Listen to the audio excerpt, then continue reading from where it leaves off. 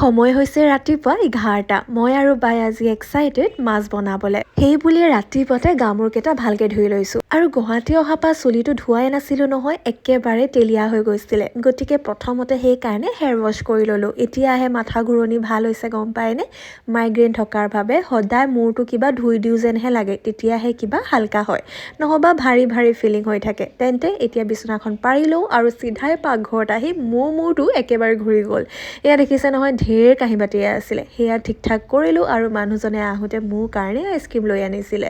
কিন্তু গম পায়নে, অকণমান টেষ্ট কৰিব দিছিলোঁ, গোটেইটো শেষ কৰি পেলালে। একো নাই দিয়ক, মৰম বাঢ়ে। এতিয়া চবতকৈ ডাঙৰ টাস্ক সেয়া হৈছে মাছ ভাজাটো। গম পায়নে, মাছটো হোৱাৰ পাছতো ফুটি আছে। মানে কি ধৰণে ফুটিছে আপোনালোকক বুজাব নোৱাৰিম। গতিকে চিঞৰি পিনি বাকে মাতিছোঁ আৰু মোক ৰক্ষা কৰিবলৈ। যেতিয়াও মোৰ কিবা সোৱাদৰ খানা খাবলৈ মন যায়, সদায় বাকে কওঁ। সেইকাৰণে আজি তাই মাছ বনাই দিছে, মই অলপমান ধনিয়া কাটি দিছোঁ। পিছে স্পেচিয়েল মাছ এতিয়া ৰেডিয়ে হ'ল। আৰু গম পায়নে, জলকীয়াটো অলপমান বেছিকৈ দিছোঁ। জ্বলা হ'লে খাই ভাল লাগে, কিন্তু দেহা মানুহ এক্সট্ৰাকৈ উলিয়াই ৰাখিছিলোঁ দেই। ভণ্টি দুগৰাকীৰ নাম লৈয়ে লৈছোঁ, শেৱালি, বিদিশা, চুইটি। তেন্তে নামবোৰ দি থৈ যাবা দেই, আৰু ছাবস্ক্ৰাইব কৰি দিবা।